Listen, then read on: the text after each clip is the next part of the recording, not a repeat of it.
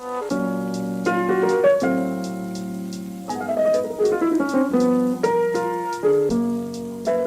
I am back with a new miniature makeover, and this is a space that I have been wanting to make over since I've moved into this apartment, but it actually wasn't even on my mind until recently because for some reason oh, by the way, I'm remaking over my kitchen. I don't know if I mentioned it.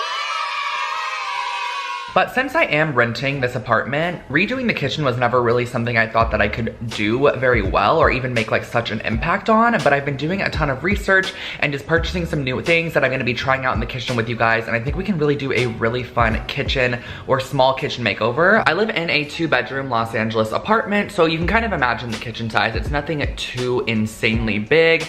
It's probably like an 8-foot by 8-foot square, honestly, and I wanna add a little bit of a visual interest to it. So over the next couple days, I'm just going to be redoing the kitchen space and bringing you guys along with me. And if you're not already, make sure to subscribe to my channel. I post brand new DIY and home decor videos every single week. Click the bell icon, do whatever you please, but you wanna be notified when I upload new videos because you guys are gonna love this one. So let's get started.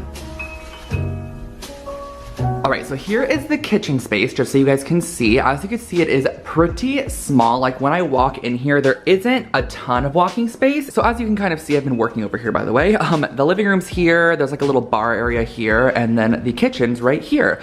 So this is what it looks like. It has this backsplash, which is honestly probably my least favorite backsplash of any apartment. I feel like any apartment complex just always decides to put this in their apartments when they don't have any design style or eye for anything.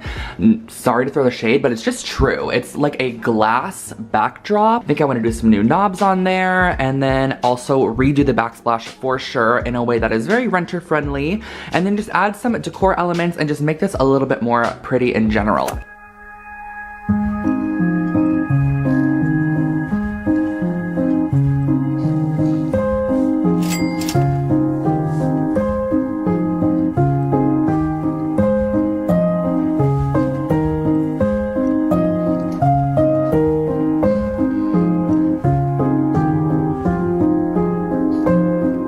Down this row, and now I'm getting into an area where I'm gonna have to cut a little notch out. So basically, as you can see here, I need to cut out a space to where this goes around. I'm actually extremely lucky that I found out that the full width kind of fills perfectly. Like it goes all the way to the bottom of the countertop and then all the way to the top underneath the cabinet, which is really nice. And then I'm just gonna take this and just mark on either side. Not much. I love cutting into my tiles.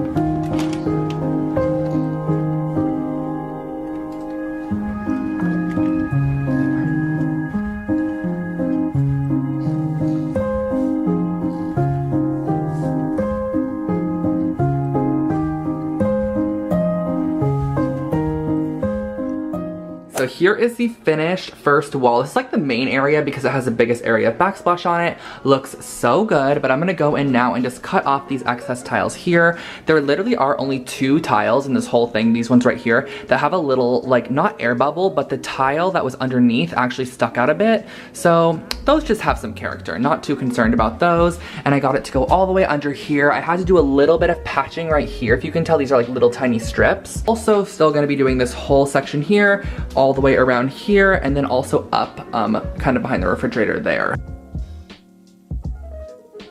All right guys, I stopped by at Goodwill and I'm with McKenna. We actually just went out to like brunch.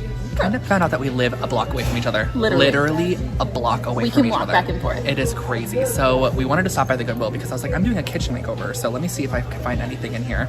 We're just looking around. You already went here this morning. I did. Yeah. I was here this morning. You saw my story. I was like, oh my god, I already like. She already got all the good stuff. I'm gonna need to come over and seal it. So we're gonna see if we can find anything. But it's now a couple days after I did the first filming section, which was kind of putting down the brick, and I actually, in the meantime, finished all of the brickwork. It looks so good. These peel and stick tiles were actually pretty easy to work with, so I do highly suggest them. I'm gonna make sure to link them below for you guys, because if you want like a quick and easy kitchen fix, I feel like this definitely makes a great impact. I actually also did it on the side pieces here, well, only on this side, so it kind of wrapped around, which I think looks really pretty. And then last night, my roommate and I did a little bit of shopping. We went to Target and Home Depot. I have to head into Home Depot pretty quickly just to get a couple of items. I'm actually not gonna spend very much here at all. I just need a piece of wood cut down and some rope to create this hanging shelving unit that I want to put above the sink. For the hanging shelf, I'm going to pick up this 6-foot piece of common board, and it looks like it's probably about 6 inches wide as well.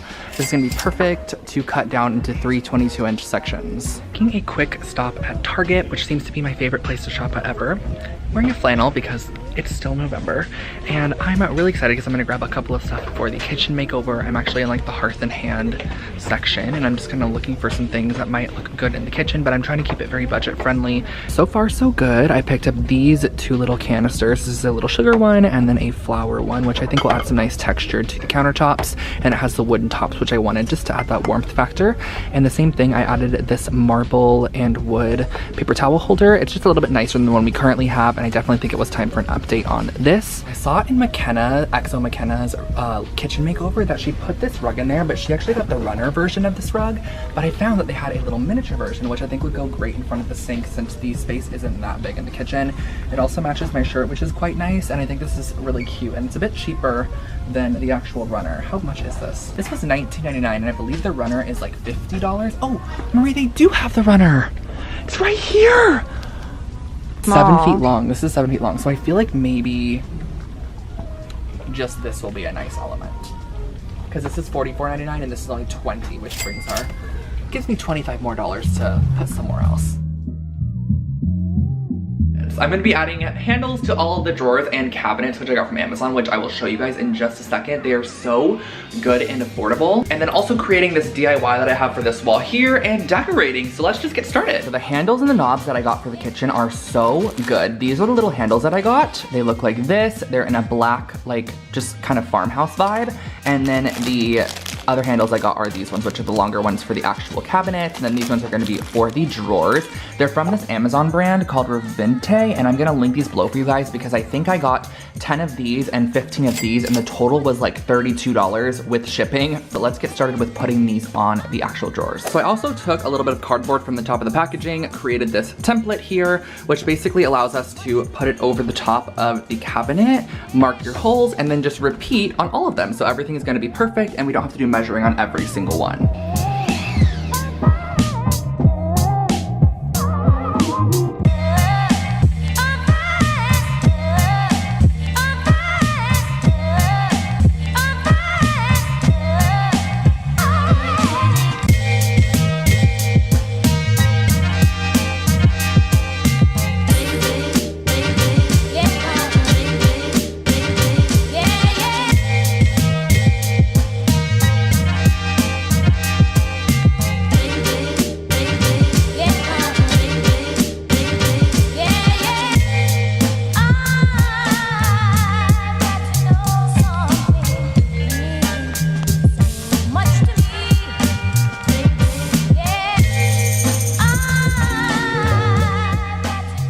If you have made it this far, it is time for the do-it-yourself project of the video. I have been super inspired by open shelving in kitchens. I just love how it displays like kitchen items. I really love it, and I want to make my own. So I'm starting off with a little bit of wood, some rope, ceiling hooks, and some early American wood stain. And basically I bought a simple plank of wood that was 6 inches wide, and I had it cut down to 22-inch sections, and I'm using some paper towel to apply on 1 coat of the early American stain. I believe this is a popular wood stain color, but I absolutely love the color. It's like the perfect mid-century tone of wood. I think it's really, really stunning. So then next what I did was I used a 1/2-inch drill bit, and I just drilled in all 4 corners of all 3 planks.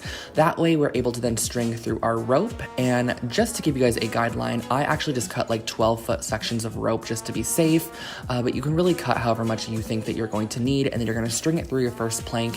And I found that using one of these like fabric rulers was a little bit easier than a traditional one, but I also kind of just eyeballed the entire thing. I'm not a huge measurer, as you guys know, so I just kind of eyeballed it. And then what I did when I had the 2 top sections done is I went ahead, marked 2 holes, and then I drilled through the ceiling, added in my anchors, and then screwed in these hooks. And I got these at Home Depot, by the way. They actually came with anchors, and they hold up to 30 pounds, but they actually had one as well that was up to 60.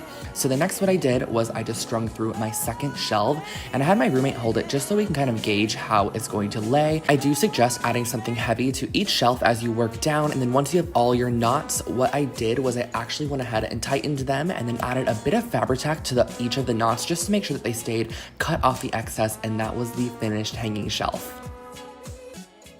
Okay, so the kitchen is basically done. I just finished hanging up the shelf, which looks so good on top of that brick backsplash. We did the backsplash, we did all of the handles, and now it's time to just add all of the finishing touches, like the decor elements, the couple new things that you guys saw me pick up at Target, at the thrift store, and just some of the stuff that we already have. So let's just get to decorating, and then I can reveal to you guys the final kitchen.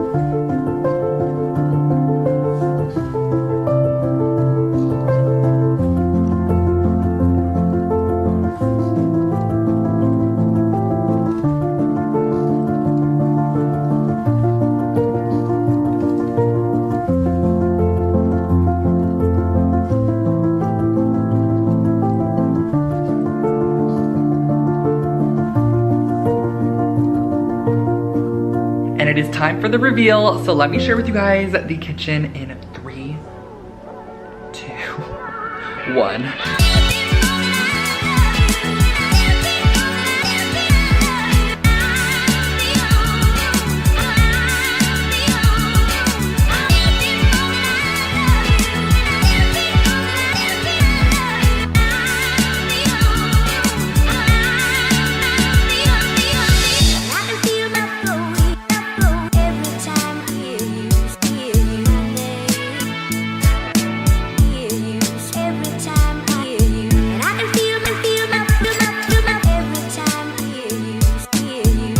Alright guys, so I hope that you enjoyed today's video. This kitchen makeover is one that I've just been wanting to do since I started in my apartment, but I really didn't know what I could change, and just the small tweaks that I did in the space, I think really created such a nice visual impact. Of course, I can't change things like appliances or countertops or flooring. Those are things that you just have to keep kind of in a renter-friendly apartment, but I did add things such as the peel and stick tile, this really cool shelving kind of unit system, all the new handles and such. But of course, I do rent this apartment, so I wanted to make sure everything was renter friendly at the same time. So I hope that you guys enjoyed this video. Anything that I did use in the video, I'm gonna make sure to link in the description box below for you guys, and do not forget to subscribe to my channel for brand new home decor and DIY content every single week. I'm gonna be posting so much in December, so definitely click that bell icon next to the subscribe button and get notified when I upload brand new videos. You can also follow me on Instagram at LoneFoxHome, which I'll put on the screen for you guys right here, and I will catch all of you in my next one. I'm gonna go enjoy the kitchen, and I'm actually super hungry. I'm gonna make some Trader Joe's food really quickly, so I will catch you guys all in the next video. Bye guys.